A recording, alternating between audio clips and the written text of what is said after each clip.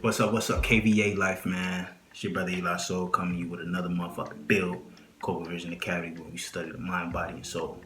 So today, we're going to speak about self-love, something I feel like is very important in the YouTube community. I've seen a lot of terms like self-development, self-improvement. I also preach about, and not really to, take, let me get this glare out of my face. Not really to, change the definition or anything, because I do believe that a lot of people understand the concept of self-development and self-love and stuff like that, but I kind of wanted to bring a little bit something new to the definition, or something that people weren't aware of.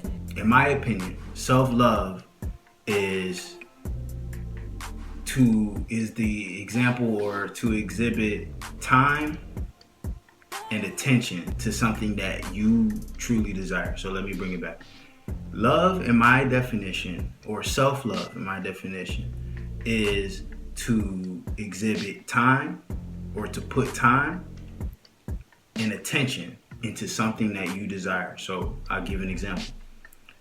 I love to go to the gym. So when I go to the gym, I'm putting time in. I go every day, and I'm putting detail or attention to what I'm doing. I'm not just in the gym guessing or anything like that. Like, I'm actually like paying attention to what I'm doing, paying attention to what I can do and improve on. So like, these are things that I believe is self-love, or me investing into myself.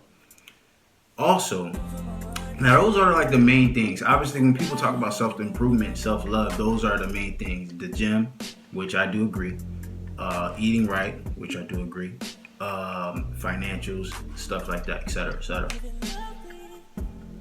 Now, with those examples, those are all good examples, but there's other things that can also go into it, right? So like, a version to me would be self-love could be something that isn't physical, which could be, let's just say, investing in your car. Like, if you got the maintenance light, I mean, I've talked about this in many other videos, but you have to learn that self is in everything, and self is in everything that's around you. So investing in your car, if you know that your car is very important, you need to drive from work to home, to the gym, to home, to whatever, it would be very smart of you to invest in your car, because you know that you ultimately are going to need that in your life. You know what I mean? Like, it's going to be very important for you to invest in something such as that.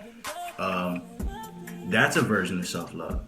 Self-love can also be investing in your friends, in the friends that you love, in the friends that you, or family members, that can be a version of self-love. It doesn't always have to be the gym or eating right or stuff like that, which all those are good.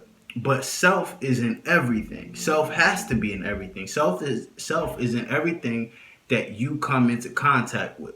And if you neglect these things, those small things that you think aren't really important to self, they will become important to self. Because let's just say, if your car breaks down or you lose your car, your whole lifestyle just changed. You can't drive to the gym. You can't drive to these business events. You can't drive to, now you got to either do Uber, which is going to cost you more money, or you got to ask a friend for a ride. And we all know that shit don't feel good.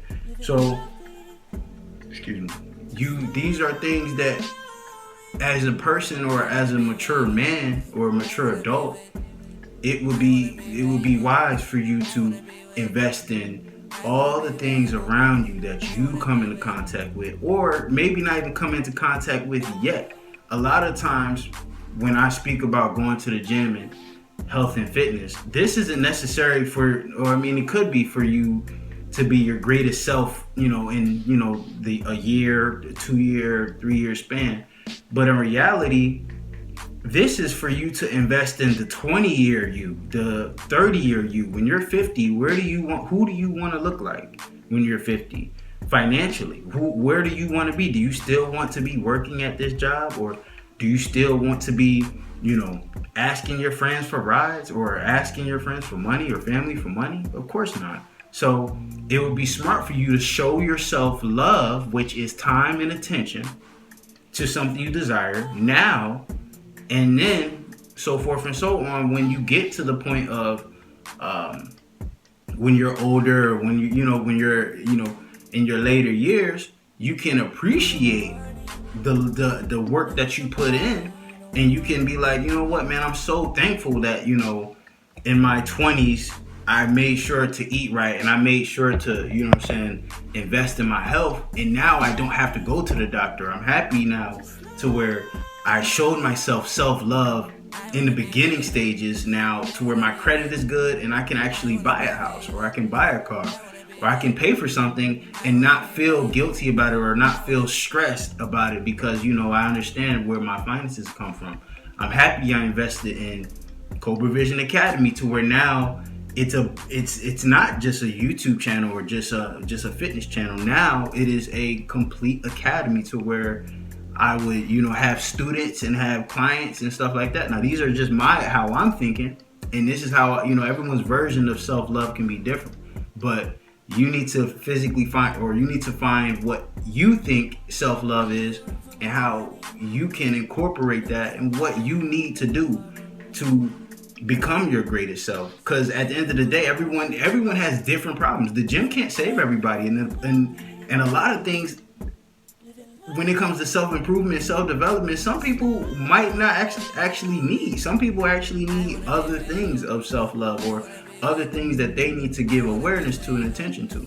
So I definitely think that before you become your greatest self, you have to ask yourself, what is it that I need, and what is it that I'm neglecting that can soon turn into a problem? Or can I avoid this situation as much as possible? Because this is all, at least from what I see, this is all what life is about. It's about avoiding the problems. It's not necessarily fixing. We have to be more proactive in our life as men. We have to be more proactive instead of reacting to what we're going through, or reacting to these financial situations we go through. When I was younger, I had no idea of what credit was. I never really, I didn't really grow up financially literate. What is it?